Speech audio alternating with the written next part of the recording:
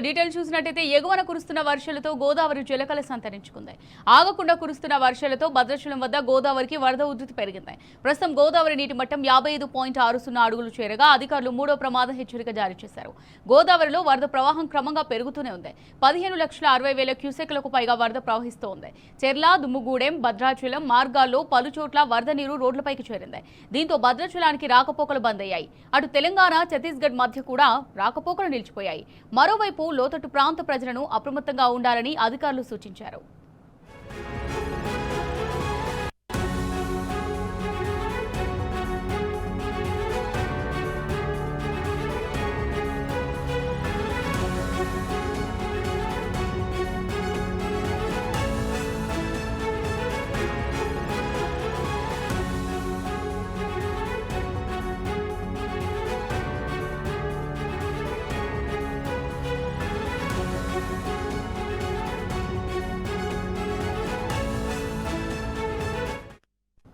Right, దీనికి సంబంధించి మరిన్ని డీటెయిల్స్ మా రిపోర్టర్ సాంబా అందిస్తారు. సాంబా, మరి భద్రాచలం దగ్గర గంటకు గోదావరి నీటి మట్టం పెరుగుతూనే ఉంది. మూడో ప్రమాద హెచ్చరిక కూడా జారీ చేశారు.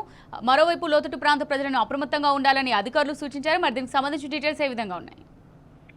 అమూల్య, గోదావరి దగ్గర వరద ప్రవాహం చాలా ఉగ్ర రూపంలో ప్రవహిస్తుంది. చాలా ప్రమాదకర స్థితిలో ప్రవహిస్తుంది. దాదాపు 15 లక్షల క్యూసెక్ల వరద నీరు దిగువకు వెళ్తోంది. అంటే మన పరిభాషలో, సాధారణమైనటువంటి పరిభాషలో చెప్పాలంటే 150 టీఎంసీల నీరు భద్రాచలం దగ్గర కిందకు ధవళేశ్వరం వైపుగా ప్రయాణం చేస్తుంది. ఎగువ నుంచి కురుస్తున్నటువంటి భారీ వర్షాలకు తోడు గోదావరి ఉపనదుల ప్రవాహాలలో హెచ్చగురుండటం, పెద్ద ఎత్తున వరద నీరు రావడంతో గోదావరి ఉగ్రరూపం దాల్చిందని చెప్పుకోవచ్చు. ఈ ఏడాదిలో ఇదే అత్యధికమైనటువంటి వరద.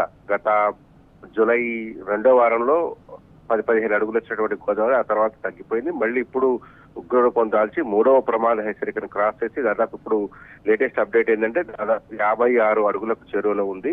దీంతో చాలా పెద్ద ఎత్తున ముంపు ప్రాంతాలకు ఉన్నటువంటి నేపథ్యం ఉంది. దాదాపు నిన్నటి నుంచే వాజేడు, వెంకటాపురం, ఛత్తీస్గఢ్ మార్గంలో రాకపోకలు పూర్తిగా బంద్ అయిపోయినాయి. అక్కడ వెంకటాపురం బ్రిడ్జి మునిగిపోవడంతో రాకపోకలు బంద్ అయిపోయినాయి. పూర్తిగా గోదావరి తగ్గుముఖం పట్టి బ్రిడ్జి బయటకు వచ్చే వరకు బీజాపూర్, ఛత్తీస్గఢ్ అట్లాగే తెలంగాణకు సంబంధించినటువంటి మార్గంలో రాకపోకలు సాధ్యపడేటువంటి అవకాశం లేదు. అట్లాగే ఆంధ్రప్రదేశ్, తెలంగాణ సరిహద్దు ప్రాంతాలు కూడా పూర్తిగా జలదిగ్బంధంలోకి వెళ్లిపోయాయి. ఇటు విజయవాడ కావచ్చు, అల్లూరు సీతారామరాజు జిల్లా కావచ్చు, మన్యం జిల్లా కావచ్చు, రంపచోడవరం ఏజెన్సీ ప్రాంతాలకు భద్రాచలంతో రాకపోకలు, ప్రజా సంబంధాలు పూర్తిగా నిలిచిపోయినటువంటి నేపథ్యం ఉంది. అట్లాగే చెర్ల, దుమ్ముగూడెం, భద్రాచలం మార్గంలో కూడా అనేక చోట్ల, కన్నాయగూడెం కావచ్చు, అట్లాగే తూరుబాక దగ్గర కావచ్చు, అనేక ప్రాంతాలలో నీరు వచ్చి చేరడంతో భద్రాచలం, చెర్ల, దుమ్ముగూడెం ప్రాంతాలలో కూడా రోడ్డు మార్గం పూర్తిగా బంద్ అయిపోయింది. ఆయా ప్రాంతాలలో అత్యవసర అవసరాల కోసం, అత్యవసర పరిస్థితులను ఎదుర్కొనేందుకు కోసం అక్కడ పడవలను సిద్ధం చేసినటువంటి నేపథ్యం కూడా కనపడతా ఉంది. ఇప్పటికే అనేక చోట్ల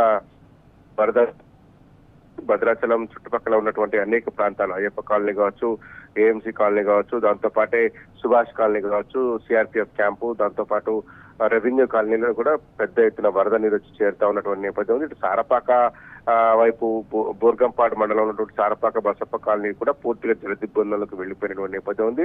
ఇంకా కొంత వరద పెరిగేటువంటి అవకాశం ఉంటుంది కాబట్టి అశ్వాపురం, అట్లాగే మనుగూరు, పినపాక మండలాలకు కూడా పెద్ద ఎత్తున వరద నీరు చేరేటువంటి ప్రమాదం కనపడుతోంది. బూర్గంపాడు, చెర్ల, దుమ్ముగూడెం అట్లాగే భద్రాచలం మండలాలు ఇప్పటికీ జలదిగ్బంధంలోకి వెళ్లిపోయినటువంటి పరిస్థితులు కనిపిస్తుంది.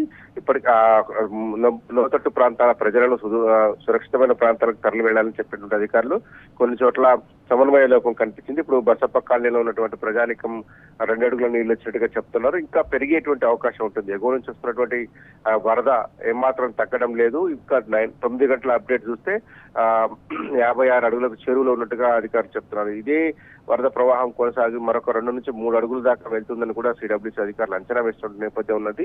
పెద్ద ఎత్తున వరద వచ్చి చేరడంతో ఇంకా ఈ ముంపు ప్రాంతాల సమస్య అశ్వాపురం, బుర్గంపాడుతో పాటు ఆ పైన ఎగువ ఉన్నటువంటి మనుగూరు, ఇతర ప్రాంతాలకు, అటు భద్రాచలం, దుమ్ముగూడెం ప్రాంతాలలో కూడా మునిగేటువంటి ముంపు సంఖ్య మరింత పెరిగేటువంటి ఆస్కారం కనపడుతోంది. రోడ్ల బ్లాకేజ్ అయితే చాలా దారుణంగా ఉన్నట్టుగా కనపడుతోంది. ఎందుకంటే అనేక చోట్ల రోడ్ల మీదకి నీరు వచ్చేసింది. చెర్ల లింగగూడెం దగ్గర వచ్చింది, అట్లాగే కుందూరు దగ్గర, అట్లాగే తూరుబాకతో పాటు రేగుబల్లి వచ్చినటువంటి పరిస్థితి కనిపించింది. అట్లాగే బుర్గంపాడు నాగిరెడ్డిపోలు ఆ గ్రామం మీద కూడా పూర్తి స్థాయిలో నీరు జలదిగ్బంధాలకు ముంచిపోయింది. బుర్గంపాడు సీతానగరం రోడ్డు కూడా బ్లాక్ అయిపోయిన నేపథ్యం ఉంది. అట్లాగే బుర్గంపాడు మోరంపల్లి బంజర మార్గంలో కూడా వరద నీరు రావడంతో ఆ ప్రాంతంలో నుంచి వెళ్ళడానికి ప్రజలు తీవ్ర ఇబ్బందులు పడుతున్నారు. సారపాక నాగిరెడ్డిపోలలో ఉన్నటువంటి 2 చోట్ల నీరు రావడం, ఇరవెండి రోడ్డు కూడా పూర్తిగా జలదిగ్బంధాలకు వెళ్ళిపోయినటువంటి పరిస్థితి వచ్చింది. అట్లాగే నెల్లిపాక బంజారా నుంచి మల్లాయిగూడ వెళ్ళేటువంటి రహదారి మీద కూడా నీళ్లు వచ్చాయి. నెల్లిపాక బంజారా ఇరవెండి గ్రామం కూడా పూర్తిగా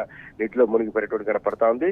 అట్లా అనేక చోట్ల కూడా ఈ పరిస్థితులు ఉత్పన్నమవుతున్నాయి. పినపాక మండలంలో దాదాపు 6 గ్రామాలకు రాకపోకలు నిలిచిపోయినటువంటి నేపథ్యం ఉంది. చాలా మండలాలలో చర్ల, దుమ్ముగూడెం, బుర్గంపాడు, అశ్వాపురం, మనుగూరు, పినపాక మండలాల్లో ఉన్నటువంటి దాదాపు 10-15 గ్రామాలకు రాకపోకలు నిలిచిపోయి ప్రధానమైనటువంటి జాతీయ రహదారులుగా ఉన్నటువంటి ఆంధ్రప్రదేశ్, ఛత్తీస్గఢ్, ఒడిశాకు సంబంధించినటువంటి సరిహద్దు ప్రాంతాల్లో ఉన్నటువంటి రహదారులు కూడా జల దిగ్బంధంలోకి వెళ్లిపోయాయి. ఇంకా మధ్యాహ్నానికి ఈ గ్రామాల సంఖ్య కావచ్చు, ఈ రోడ్ల సంఖ్య కావచ్చు మరింత పెరిగేటువంటి ఆస్కారం ఉంటుంది. రోడ్లు దాటి ప్రజలు జాగ్రత్తగా వహించాలని అధికారులు చెప్తున్నారు. చాలా చోట్ల రోడ్లు అంచనాకు మించినటువంటి నీరు ప్రవహించడంతో నీటి లోతు కావచ్చు, ప్రవాహ ఉధృతి కావచ్చు తెలియకుండా ఉంటుంది. కాబట్టి ప్రజలు అప్రమత్తంగా ఉండాలి, నీళ్ళలోకి వెళ్లొద్దని చెప్తున్నారు. భద్రాచలం పట్టణానికి ఆనుకున్నటువంటి ఎటపాకను కూడా వరద నీరు చుట్టుముట్టేసినటువంటి నేపథ్యం ఉంది. ఇటు పోలవరం కుకునూరు రోడ్ లో కూడా పూర్తి స్థాయిలో జలదిగ్బంధంలోకి వెళ్లిపోయాయి. ఏదైతే 7 మండలాలు తెలంగాణ నుంచి ఆంధ్ర ప్రాంతాలకు కలిసినటువంటి మండలాలు ఉన్నాయో ఆ మండలాలను కూడా పూర్తి స్థాయి జలదిగ్బంధంలోకి వెళ్లడంతో అవి గతంలో తెలంగాణలో భద్రాచలంకి అనుకూలంగా ఆనువుగా ఉండేటువంటి ప్రాంతాలు అక్కడికి నుంచి కూడా రాకపోకలు నిలిచిపోయినటువంటి పరిస్థితి కనిపించింది. అత్యవసర పరిస్థితులు వచ్చినప్పుడు ఎదుర్కొనేందుకు అధికారులు ఏర్పాట్లు చేసినప్పటికీ చాలా చోట్ల వరద నీటిలోనే ప్రజలు ఉండటం కూడా ప్రస్తుతం కనపడుతుంది. సమన్వయ లోపం వల్ల కావచ్చు, కొంత నిర్లక్ష్యం వల్ల కావచ్చు, ఆ వరద ఇంత పెద్ద ఎత్తున వస్తుందా లేదా అనేటువంటి విషయాలలో కొంత ఇది కావడం వల్ల కూడా కావచ్చు కొంత ఇబ్బంది కలిగినట్టు కనపడతా ఉంది. అమూల్య, మొత్తం మీద భద్రాచలం దగ్గర మరింత గోదావరి వరద ఉధృతి పెరుగుతుందని అధికారులు చెప్తున్నారు. చాలా చోట్ల సహాయ చర్యలు చేపట్టాల్సి ఉంది. ప్రజలు ముంపుకు గురి కాకుండా అట్లాగే ధర నష్టం జరగకుండా కాపాడాల్సినటువంటి బాధ్యత అధికారుల మీద ఉంది. సమన్వయంతో పనిచేస్తున్నామని చెప్తున్నారు. ప్రమాదం ఇంకా పొంచే ఉంది, ఇంకా వరద నీరు పెరిగేటువంటి ఆస్కారం కనపడతా ఉంది. Right, thank you Samba.